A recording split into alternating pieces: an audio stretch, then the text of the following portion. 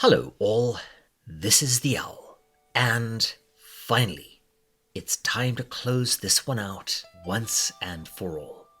We followed the party through fire and water, through horror, blood, and sadness, and now, with part 7, my Maiden Abyss analysis and review series will be coming to a temporary end, with a handful of possible extraneous videos accepted. As I mentioned in part 6, this was initially conceived of as one long video, consisting of both part 6 and 7, so I would strongly recommend watching these back to back, and if you have the time, going and checking out my previous videos on this to catch you up. Just don't mind the audio, it's so hard to listen to that now. Let's make it a good one. And hopefully the next thing I do will also be of interest. There's a little teaser right at the end of this video that I just couldn't resist. And with that, enjoy. 50 million miles below my feet.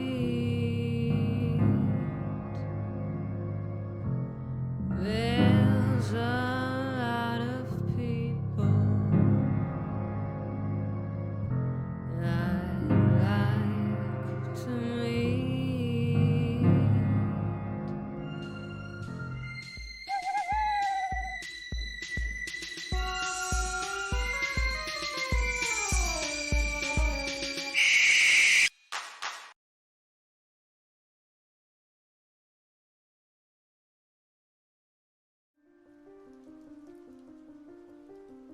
As the party entered Layer 6, they found their way to the mysterious village of hollows, Iru-buru, or you're really going with Ilbu, or potentially Iblu in the English dub, aren't you? Well, I guess a rose by any other name is still as frigging bizarre. Over time, they learned that the village's origins were shrouded in darkness. An expedition had come long ago in search of the fabled golden city of Shoro, led by their eccentric prophet Wazukian. But due to the curse of the abyss, they found that they were unable to leave, lest the curse of Layer 6 reduce them to Mitty-type hollows. Thus, not wanting to go through life looking like a butt crack that someone glued googly eyes to, they settled the area. And after their water supply turned out to be a sentient, predatory creature, yeah, this manga is insane, everyone began to get horribly sick. Wazukian manipulated Vueko and her adoptive daughter Iru-buru to save them. Iru-buru was given a stupidly powerful and dangerous wish-granting relic, which caused her to mutate and endlessly give birth to stillborn creatures, which Wazukian then fed to the settlers, curing their illness and scarring me forever. I eat little babies. He continued to experiment on Iru-buru, transforming her into the village itself and the settlers into what I've been calling ascended hollows, much more humanoid or at least sensible forms. However, as the relic has a set radius of operation, they could never leave. Iru-buru, as her last conscious act, fused the relics together with her essence and produced her final child, Faputa, partially in terms of her always wanting a child, and partially to avenge herself upon the settlers. However, due to a protective membrane around the village, Faputa was unable to enter, instead living in exile on the plains outside.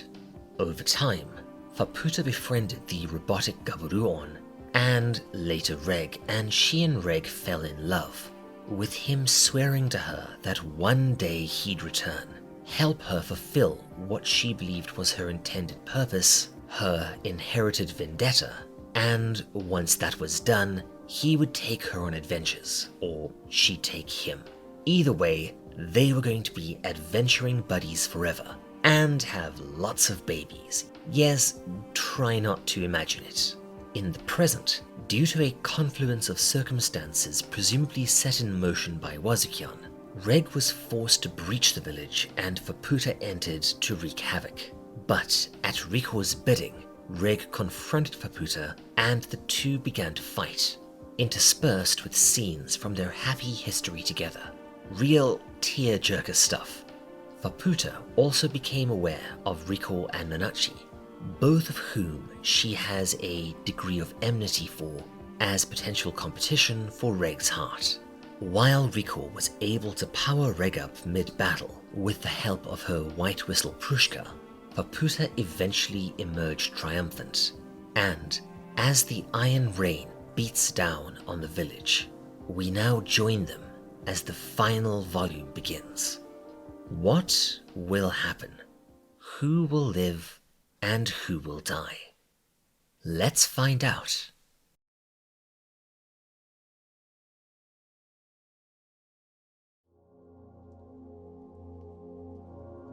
Volume 10 opens with a way too wholesome spread, giving us a very happy Faputa and a smiling Vueko, with Irumyui asleep on her lap snuggling the Shoggoth babies, except that now they are pure white, almost cloud-like. Yes, this is actually rather cleverly foreshadowing something that's going to happen in this volume. And, you know, these spreads are definitely sort of a highlight of this manga. I would almost say that they are worth buying it alone, and naturally I've shown you maybe 1 in 20. Let's just say that Tsukushi is even better once he starts using colors. The pastel blue here, combined with the rose color on Faputa, sets a very tranquil, somewhat nursery-like mood. Of course, pastel pink and blue are traditionally the colors associated with male and female babies, which makes sense as Vueko, Faputa, and Irumyui have a very strong mother-child narrative going on. See what I mean? This one panel packs in so much information without a single line of text. That, my friends, is the attention to detail that defines quality. Anyway, as the sounds of battle from the plains beyond Iru-buru's boundaries finally cease, the Hollows are horrified to see a sobbing Faputa carrying Reg's bleeding, unconscious body back into the village. Wazukian is practically pooping himself. Yeah, I'd be worried too. The damaged Juroimo rises up to attack again, but Faputa completely ignores the fear elemental, I guess, and approaches Riko. Eep. Riko asks her what the hell she did to Reg, but Faputa, unperturbed, continues to approach and asks her why Reg forgot Faputa, evidently hinting that she blames Riko for this. A woman scorned and all that. Plus, Faputa is still furious that Riko used Prushka against her in her battle with Reg, which gave Reg quite a power-up, and this in turn basically forced Faputa to do some serious damage to him. Yikes. Riko is about to respond when Faputa snaps and prepares to straight up attack her. You know, Riko, this is what happens when you always forget that you have a super powerful relic, you know, that explosive pickaxe. You should really bring that along for moments just like this. If I was Blaze Reap, I'd be pretty annoyed at you on a daily basis. Riko is kind of dumb sometimes.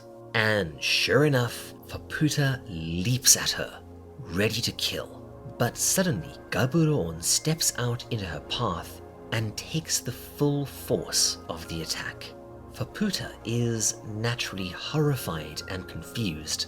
Her first friend and her protector just saved her enemy at his expense, forcing her to strike a mortal blow against him. She's in tears again, damn it Tsukushi, and asks Gaboron why he did it. He says that his purpose is to protect her.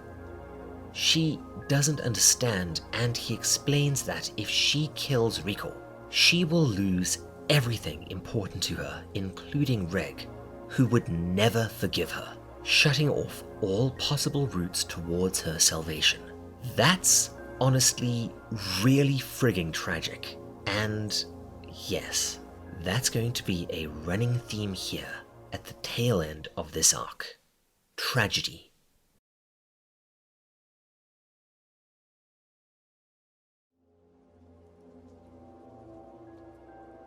Faputa begins to break down, starting to doubt herself, but this appears to have backfired as growing less and less stable, or would that be more and more unstable? She decides that it would be better to just destroy everything.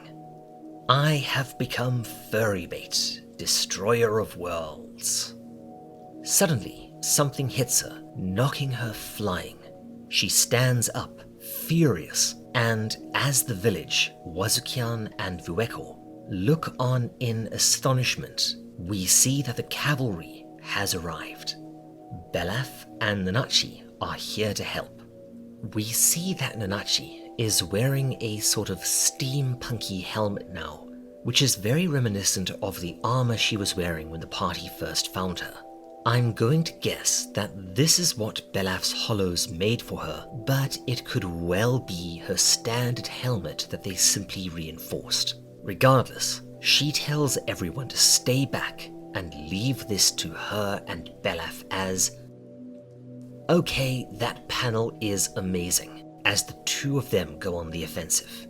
However, this only agitates Faputa further, as Belaf was one of those who ate a lot of her brothers and sisters, and she, damn it that's cool, bounds up the cliffside to meet his attack head on. Again, please go and read this manga. Tsukushi has so much fun with Faputa's different shapes and forms and movement, and I can only really show you a fraction of it here. As the two clash, Faputa naturally goes through Belaf like a fluffy little buzzsaw, and we see his thoughts. He's actually not doing this to fight her. He has a gift of some kind to impart. Belaf wanted to die at Irumyui's hands to atone for the horrible things they did to her, but he realized that she instead transformed him and let him live for this precise moment, to be a martyr, essentially, and hopefully to end this fight without further bloodshed. Faputa drills through him multiple times and finally targets his head, smashing it and suddenly being surrounded by a cloud of spores? Pollen? Dust? Yeah. Remember when Belaf shared his memories with Nanachi via his stinky psionics? Well, that was what he wanted to do here, as we see Faputa fall to her knees as Belaf's memories flood into her, showing her everything that the Ganja expedition endured and a complete history of the settlement, the water sickness, Wazukian's plot, and her mother's fate. But she also sees that most of the villagers treated her kindly, Vueko in particular, and that not all of the memories were bad. Well done, Belaf. You've basically humanized the Iru-buruans, giving Faputa the other side of the story. Again, I guess you're hoping that this can help to resolve the standoff without further violence. Let's see how that turns out. As Belaf finally dies, he tells Faputa that she needs to make a decision, to decide her own value, and that he does not want her to remain consumed by rage and grief. He wants her to enjoy her life and to go on adventures to find her true Haku, and this is likely what her mother would have wished for her. It's a pretty tragic character beat, both Belaf's penance and his way to, at least in part, make Irumyui's sacrifice worthwhile by sacrificing himself for her daughter. We see a pretty nifty objective shot of Faputa. She's on her knees, stunned, completely overwhelmed by all the new knowledge. Several of the Hollows prepare to take advantage of this and counterattack, but Nanachi tells them to stay right where the hell they are, and reminds them that Faputa is outside of the boundary, which they cannot leave without presumably disintegrating. However, Nanachi also pulls back. She's a bit less naive than Belaf, and while this did buy them some time, it's unlikely to stop Faputa. Some wounds just run too deep. This next bit is a little hard to follow, but I'll do my best. We see Nanachi's thoughts. Belaf warned her about Wazukian as a man consumed by hubris. He's basically a whistle-less white whistle, characterized by putting his adventures over anything else, and it could easily be that Wazukian engineered this entire situation. What does she mean? Well, okay, let's see if we can puzzle this out.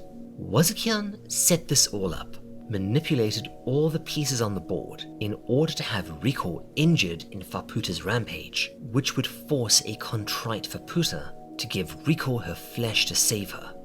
As Faputa essentially consists of the cradles and Idamui's essence, eating of her immortal flesh would probably heal Riko's wounds, but would also, in turn, likely infuse Riko with the energies of the cradles, granting her desires and perhaps causing her to mutate into a similar form to Idamui.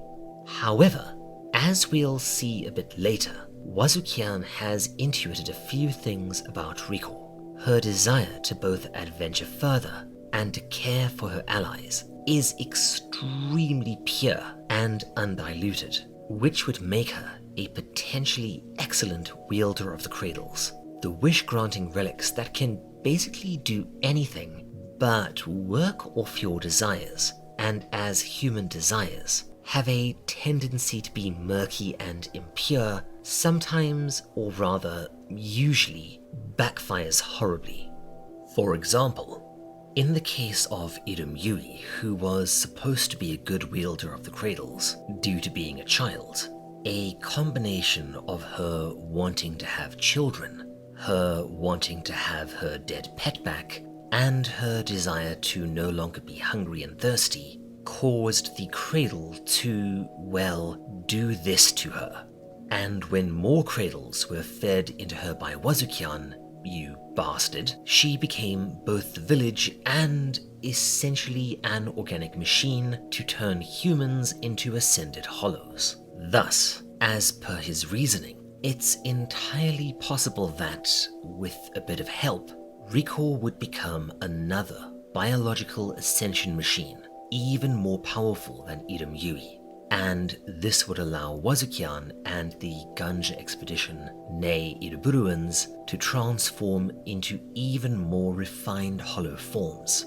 Yes, I am making a lot of this nomenclature up as we go, giving them bodies that would allow them to leave the village and adventure on further, I think. But sir, that plan makes no sense.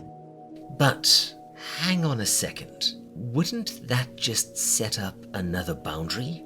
I have no idea. This entire plan is about as clear as mud. Maybe this will be a bit more elaborated on in the anime. Regardless, Nanachi resolves to stand in his way if this is really what he's trying to do.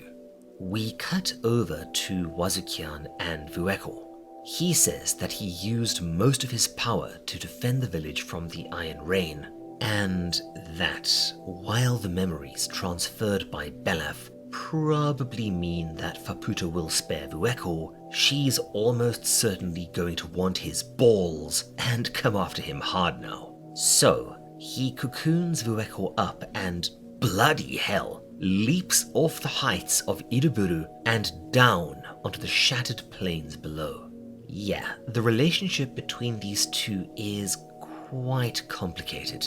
It's definitely paternal after a fashion, but there is also an exploitative aspect to it. Wazukian is another of Made in Abyss's fantastically layered and nuanced villains. And yes, he is absolutely a villain in his own way, fight me on this. However, what makes him so interesting is that his actions, while horrible, are not due to any spite or malice. Much like Bondrude, he is simply a man consumed by a single driving purpose and a healthy sprinkling of hubris. He will do anything to achieve this purpose. I guess you'd say he's neutral evil, but not chaotic evil. Regardless, as they fall, the battle is about to enter its next stage.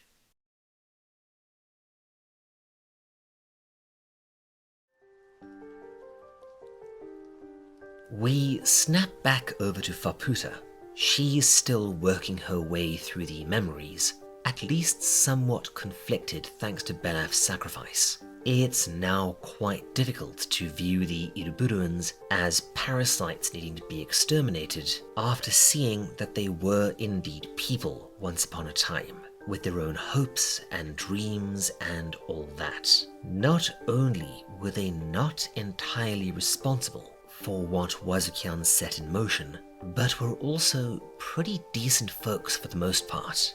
Eventually though, torn between vengeance and mercy, Faputa finally decides. She has to see this through. Compassion be damned. This has been her purpose for her entire life, and she prepares to move in and wipe the villagers out. However, as she does so, she stops, looks down and sees, it's a group of rabbit tortoises, which immediately brings back memories of her, Vueko, and her little pet. She tries to convince the creatures to back off so they don't get caught up in her next attack, but as she does so, a spoopy snoot pokes out, reaches down and grabs one, ripping it out of its shell and flying away with it. An immense tremor shakes the entire area. Nanachi calls out what you've hopefully been waiting for if you've been paying attention. As Reg breached the membrane, the village has lost its protection and...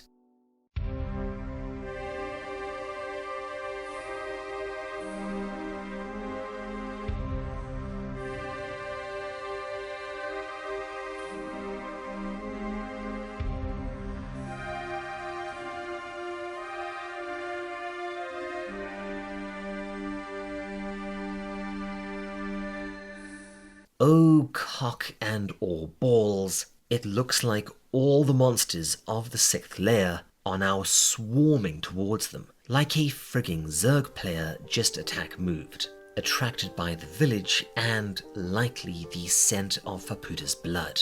And the swarm is led by our old friend, the Leviathan and ridiculously powerful Turbinid Dragon, Bugger.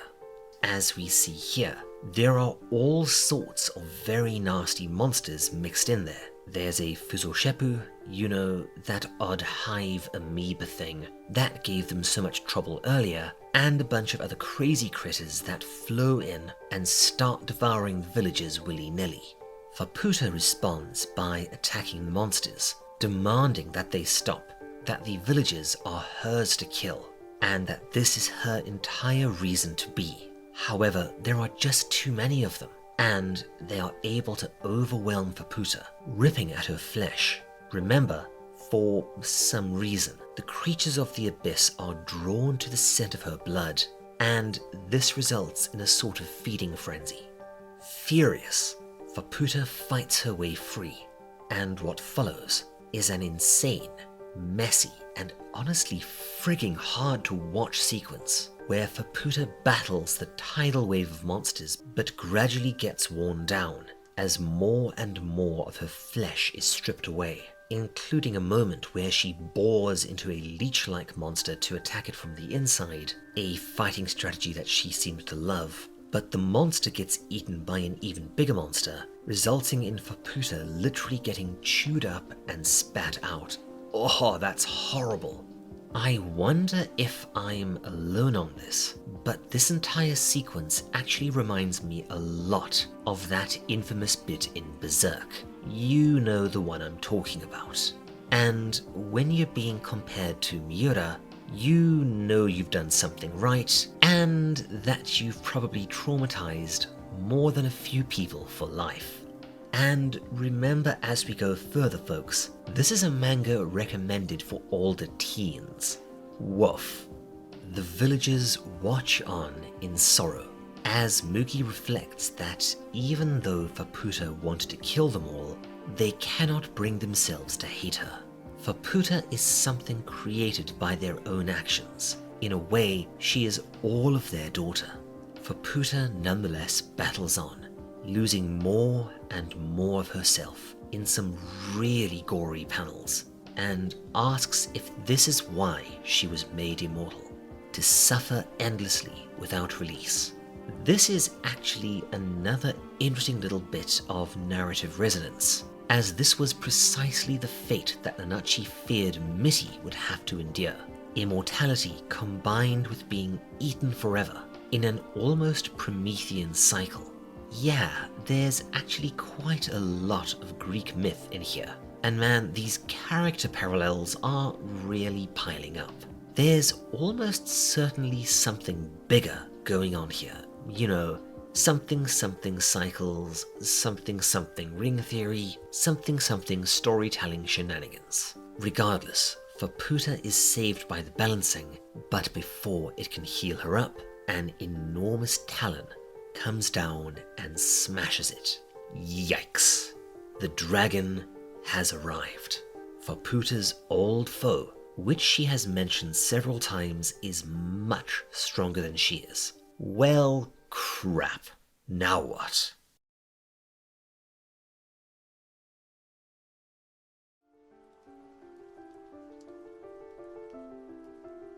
Confronted by the dragon, Faputa is enraged and she prepares to attack her ancient nemesis. But in a few panels that are probably too damn explicit for YouTube, we see that Faputa has basically been eviscerated, and before she can attack, she pukes up a ton of blood, realizing that while she technically can't die, she has simply sustained too much damage to move. The dragon prepares to destroy her, but is distracted by an explosion over its head. We see that it came from Gaboron, who I'm guessing ejected his core or something as his final act. And as he does it, he finally shuts down with Faputa screaming in anguish.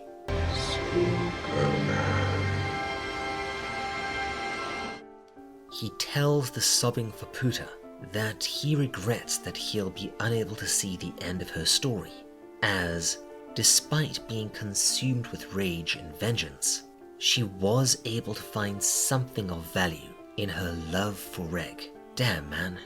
As the dragon destroys what's left of him, Gaboron's final words are that the time he spent with Faputa were his haku, his treasure. Damn it, Tsukushi, that's way too frigging sad, man. And this arc may not be the most disturbing part of the manga, but it's definitely the saddest. Also probably the boobiest and the goriest, but weirdly enough, it's the genuinely sad moments like this one that stay with me after reading.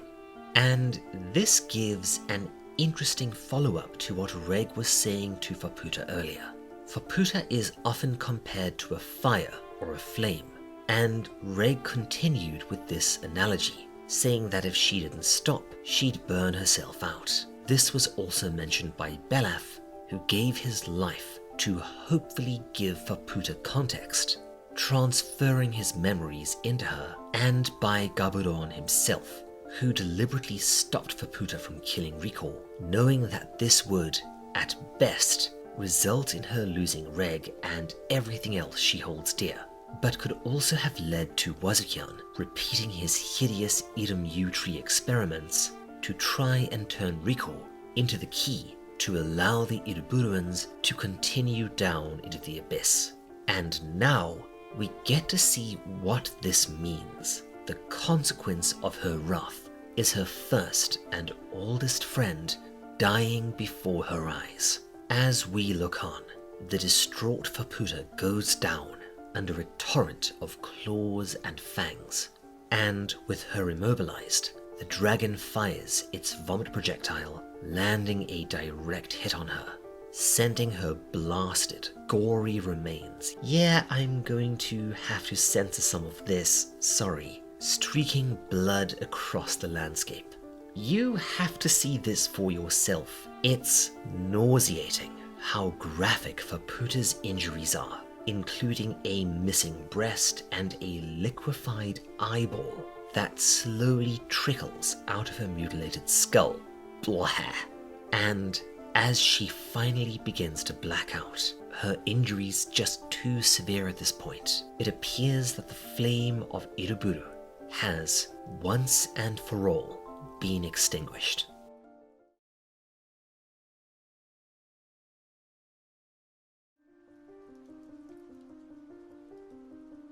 Faputa opens her eyes. She's surrounded by the villagers and being, oh, that's nasty.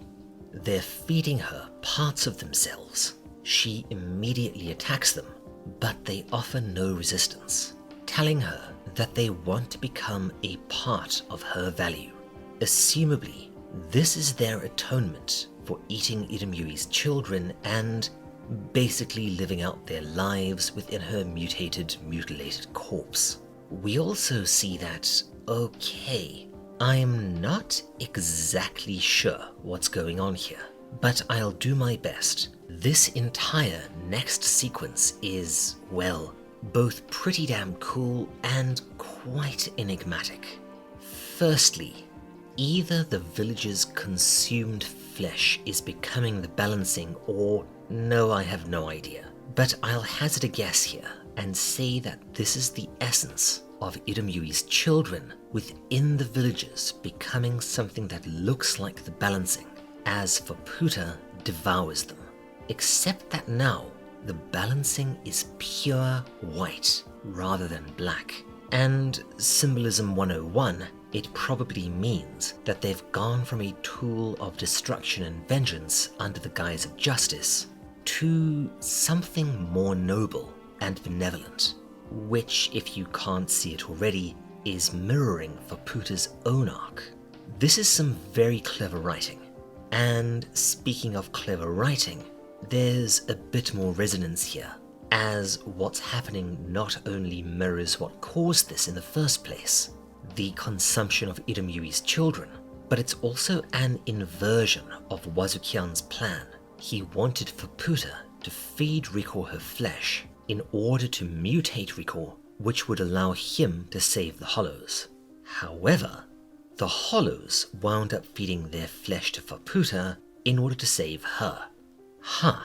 We get a few more panels showing her eating the villagers in a pretty graphic fashion, which I'll spare you, as Faputa reflects that she thought that she understood her purpose, but she's realizing that there are many things she doesn't understand, and that this category is growing, particularly her understanding of haku and value, as well as her purpose. As this continues, she is completely restored and beyond, as the energy crackling around her is starting to change and she looks floofier somehow. It's entirely possible that I'm reading too much into this, but regardless, it kicks every inch of the ass. It's just cooler this way, so I'm declaring headcanon over all of this, at least until we see this in the anime. They are interrupted as the monsters find them, including that lizard llama thing that easily chewed her up earlier. But as it bites into a villager, something decapitates it in a flash.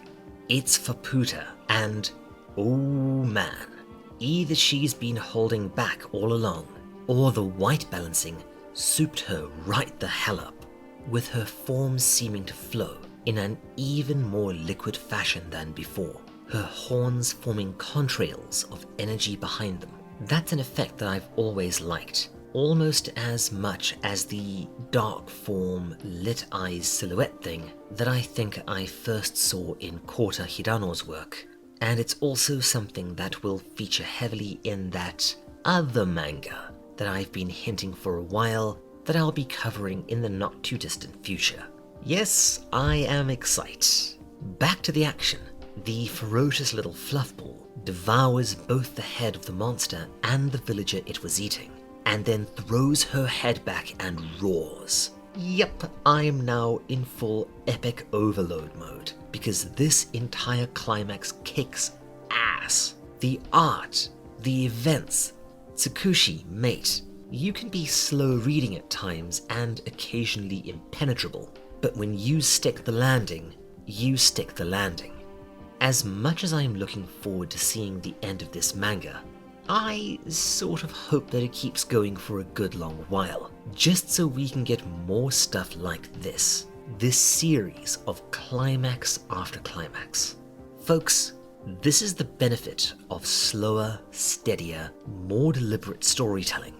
It gives things time to build up and characters to become distinct, so that when it all comes to a head, the impact of scenes like this are improved exponentially. We see in a montage of images that her roar and the new aura surrounding her is able to even rattle the "oh, what the hell, now there are two of the bastards." Well, so be it. As the memories and thoughts flood through her, Faputa finally reaches a decision. Standing there, the crackling aura recedes, and she resolves that she will forge her own path from here on out, and her eyes open, revealing that they've changed too. They're not the shattered rage mode Faputa eyes. They now have a patterned, almost Naruto-ish iris. Yeah, I can't overstate the goosebumps this whole bit gives me.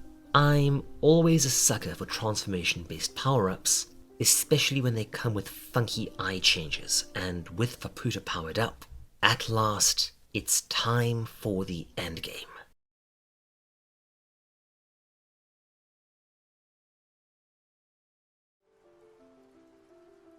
Faputa looks out over the swarm of monsters that floods in. She is somehow unperturbed, and with another roar, summons Juro Imo? What?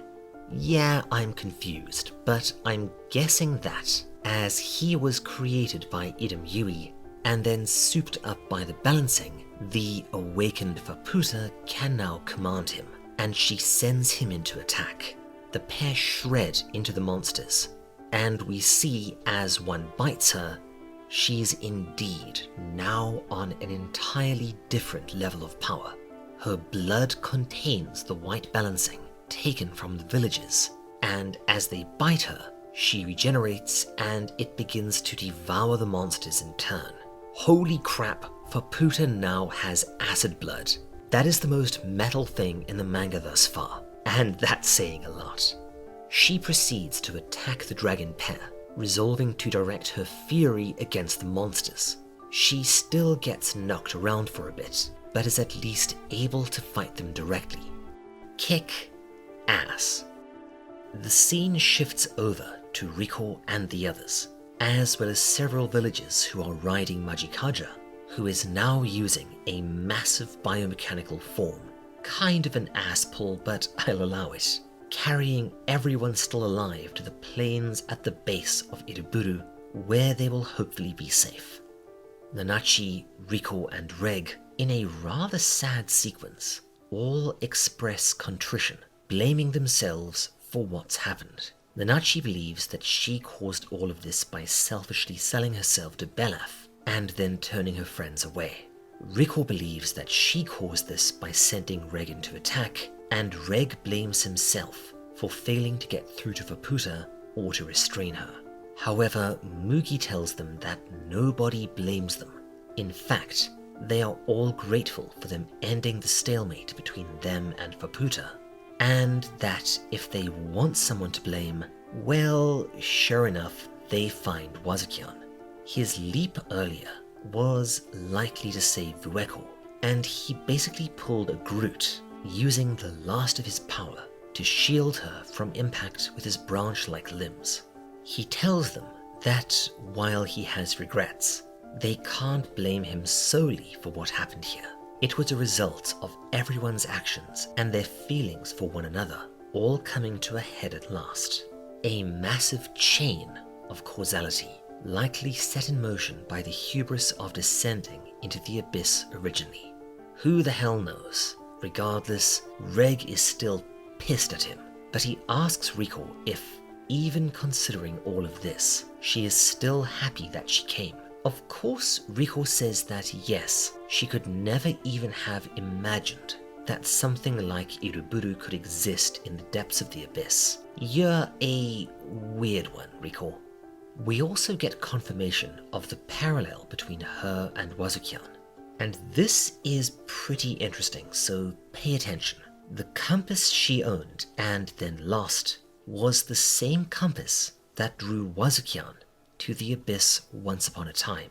And I'm guessing that he also lost it in turn. Rico acknowledges this and says that she hopes that the next person who finds it can also have an adventure like hers. Rico, you're kind of an asshole, right? But this is certainly something interesting to keep in mind as we get further into the manga, as I suspect that this compass has some significance.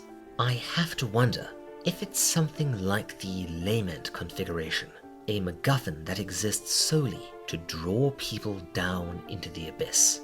Yeah, cycles and all that, we'll have to see.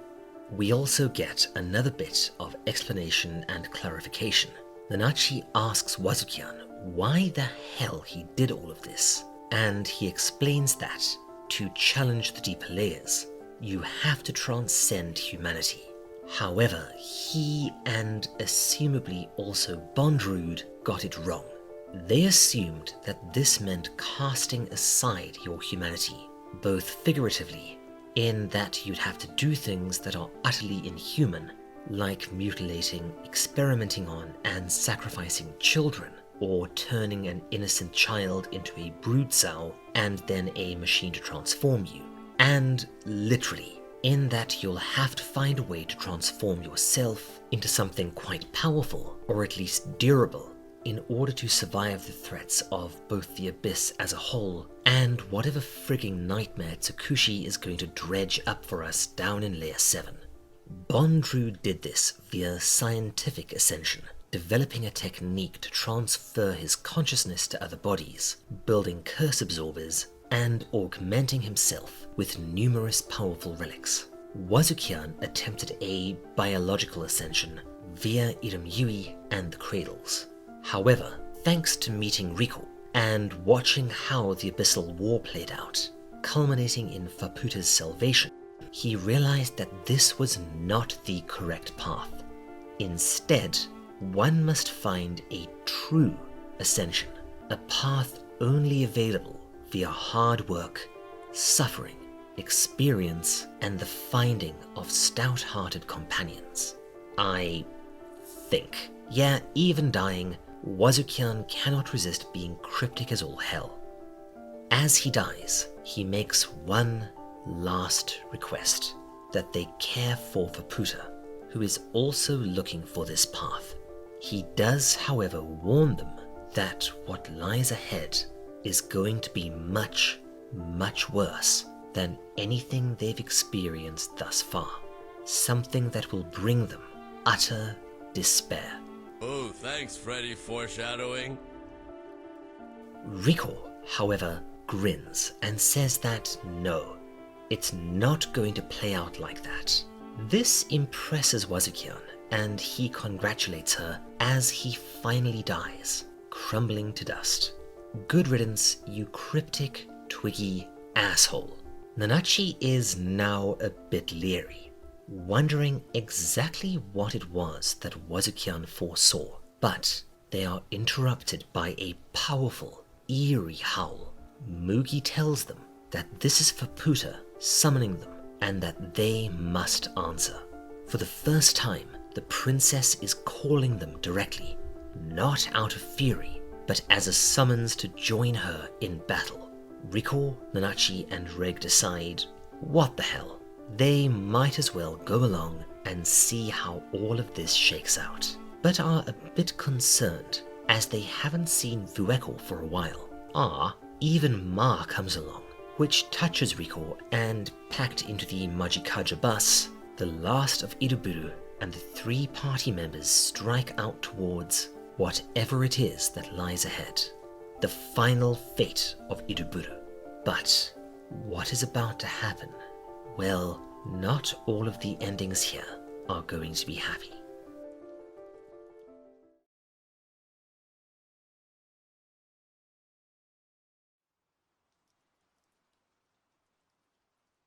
We see a brief map of exactly where everyone is right now.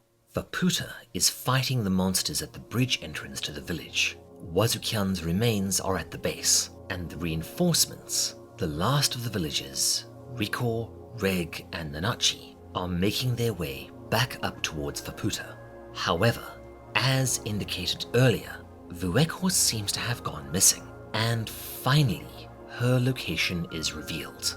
After she was saved by Wazukian, she also decided to answer Faputa's call, and moreover, wants to help Riko, who she has come to greatly admire.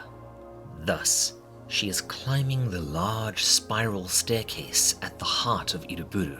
If you remember, we got a good look at it way back in part 4, and climbing it, as we are about to see, in one of the most tragic moments in the entire manga, well, thus far, is kind of a bad idea. As she climbs, Vueko reflects on everything that has led up to this point. Her awful childhood, her journey with Ganja, meeting Irumyui, and she smiles as she realizes that, at the end of the day, well, it's been one hell of a ride, both good and bad, but it was worth it.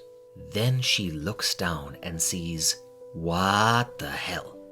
Oh no. As Iru-buru's defenses crumble, the curse is returning, and as Vueko is technically ascending on the 6th layer, she begins to warp and mutate in excruciating agony and begins to, well, mythify, as well as realizing that this means she had actually remained human all along, which, yeah, I guess her goo lady look was more a byproduct of being imprisoned in Dogu Uppu for ages than the transformations inflicted by Irumyui. As she changes, she apologizes to Irumyui, but suddenly hears a voice.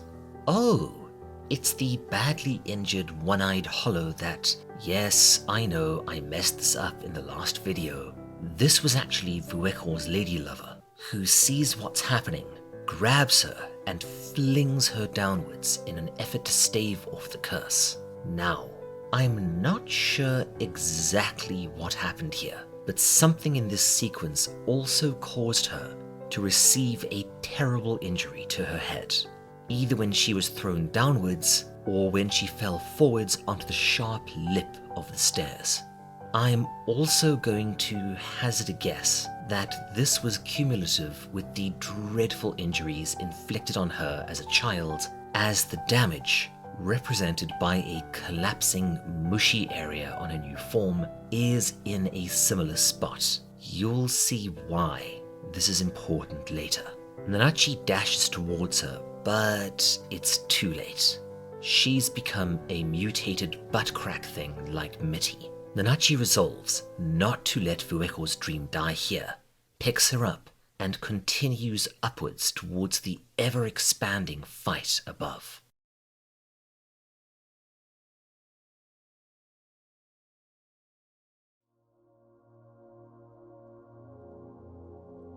We rejoin Faputa as she faces down the power of the dragon pair. Despite her power-up, she's struggling. Even attacking them internally doesn't seem to faze them. Suddenly, she hears someone call out behind her and, hell yeah, is joined by Reg. Reinforcements have arrived. Riko uses Prushka to transform him again, which, that's something to remember going forwards. It appears that using Prushka here takes a physical toll on Riko as she collapses, vomiting and bleeding.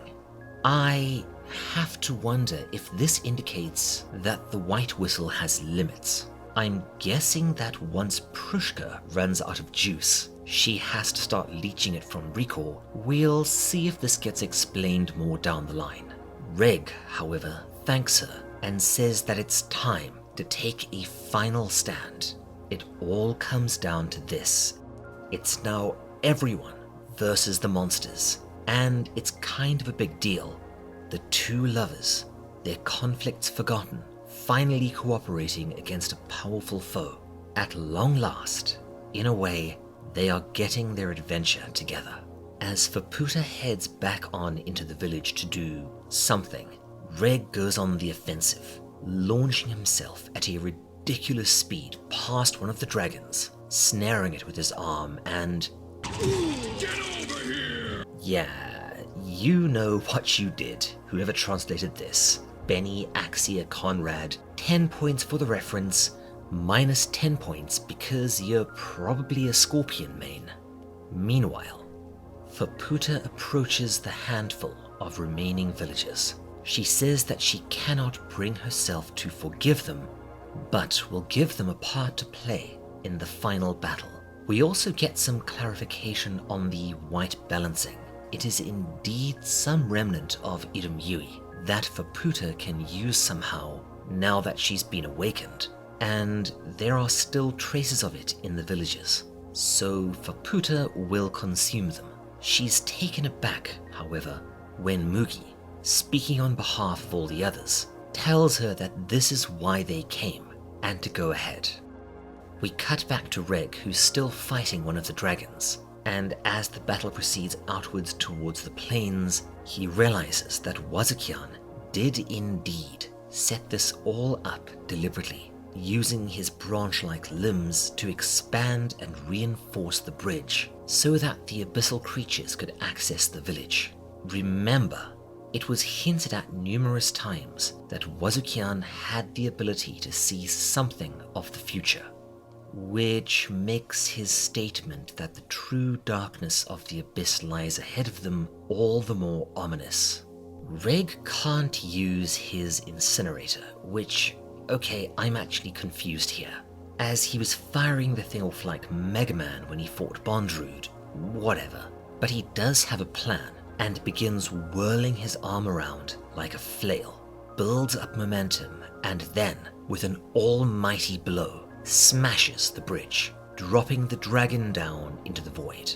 Meanwhile, Faputa settles down in position and, making contact with Iru-buru, with Irumyui, focuses and sends out the full extent of her power as some sort of insane shockwave. As all the memories of the villages and her mother are absorbed and flash through her mind, she starts emitting black lightning. And as she does so, the force of the energies she's channeling begins ripping the village apart. We also see Vueko reflecting on her past. While she was imprisoned within Irumyui's head, she had a revelation. What Irumyui truly wished for wasn't just children, it was to be loved, and that Faputa has inherited this wish. Powerful stuff, perfectly complemented by another series of epic panels as Faputa, releasing her energy, finally shatters Iru-buru, and at long last, her mother is set free and her quest, her purpose, is finally fulfilled. As Vueko's consciousness finally fades, she thanks Irumyui for allowing her to atone by attending her final moments. Damn it, Vueko, you just really couldn't catch a break. The village crumbling around her, an exhausted Faputa falls down into the abyss. She's done and has nothing else in this world to live for. We see her fall, tumbling down along with the wreckage of Iru-buru, but as she does, something reaches out of the smoke and heat. It's Reg's arm, and he reels her in. This is another rather touching moment that is also one of the few areas that I think could be improved a bit in the anime, perhaps with a bit of timing or music, but we'll have to see how they do this. Regardless, the battle is over, the war is done, and now comes the butcher's bill.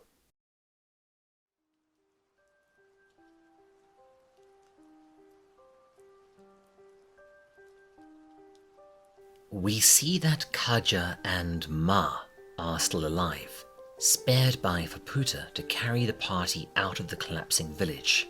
As they do, Riko turns to Ma and gives him something. It's okay, get ready to pretend that you have allergies.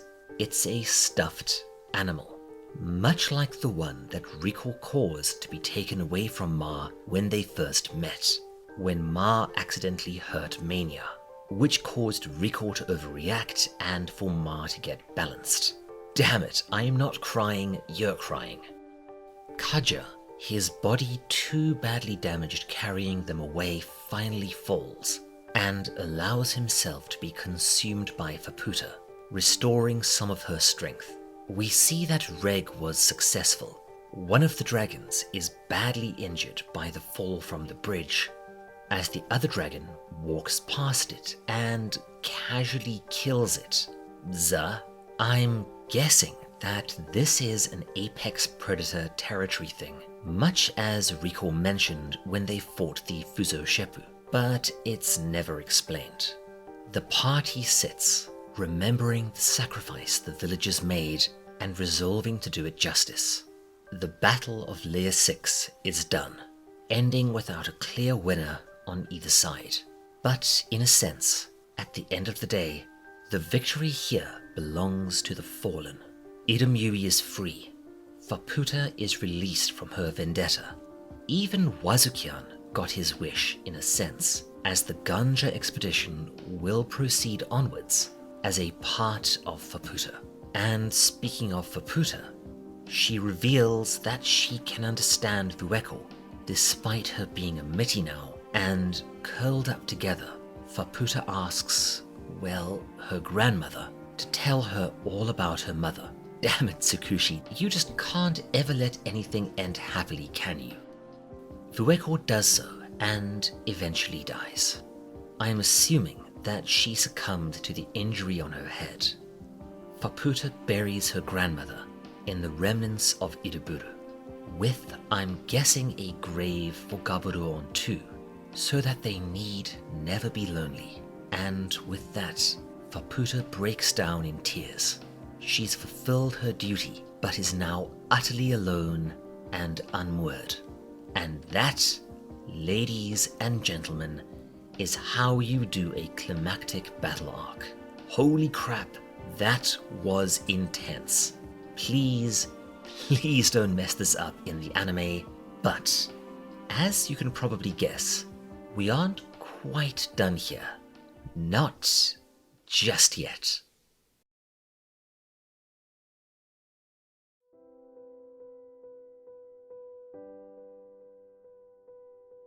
Riko and the others approach the mourning Faputa, remembering Vueko's last request, and yeah, this is exactly what I was hoping would happen all along, and I'm sure that some of you were too, even if you didn't realize it. They invite Faputa to join their party, to come adventuring with them. In a way, it's what she's always wanted. Faputa, however, is confused. She doesn't understand what's happening here. Reg doesn't remember her, and she straight up tried to murder Riko. But Reg, finally demonstrating that he can be resolute when he has to be, says that this doesn't matter.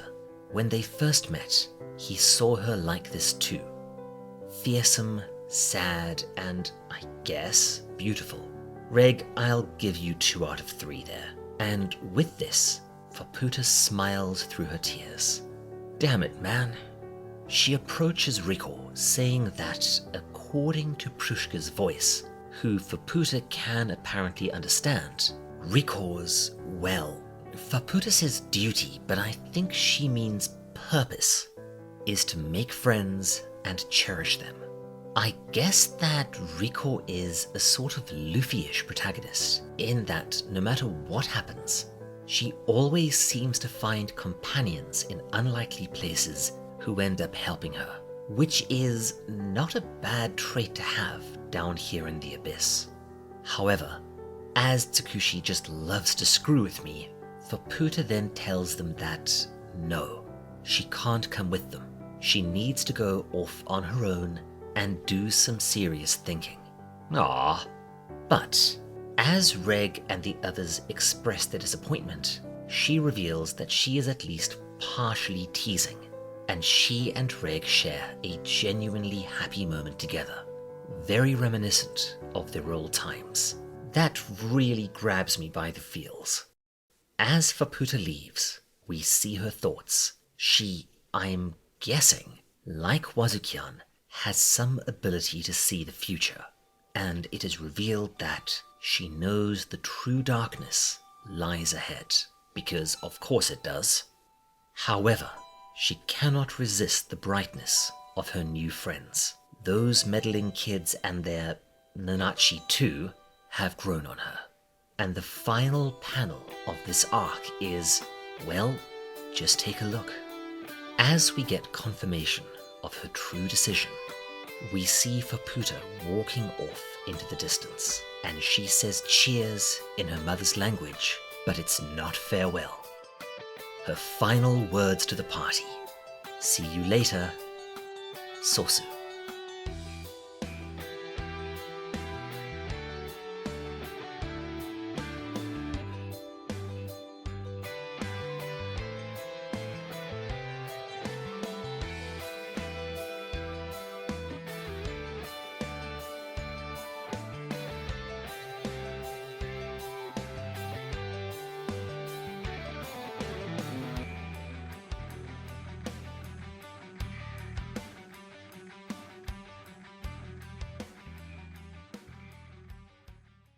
And with that, we draw the curtain on this little series.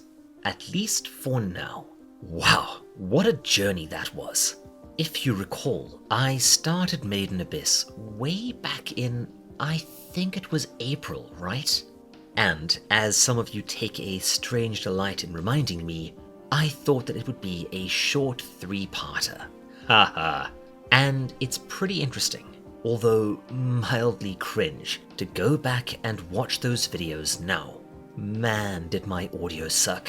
Still though, it's been a hell of a lot of fun.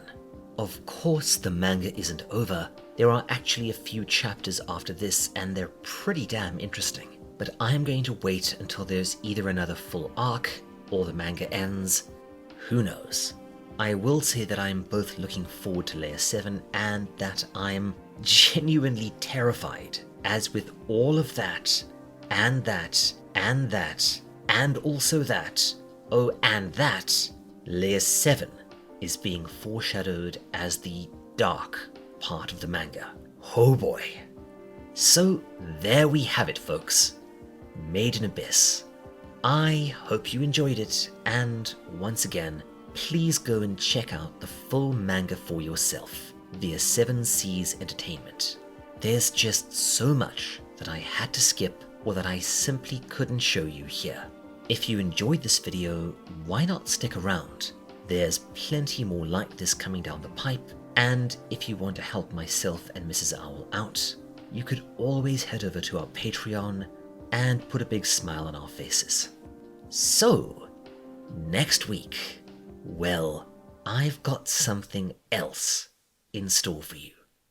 Something different. What, you ask? Let's just say that, oh yeah, it's going to be a party and you're all invited. I'll see you there. Otherwise, cheers my friends. This is the Owl, signing off.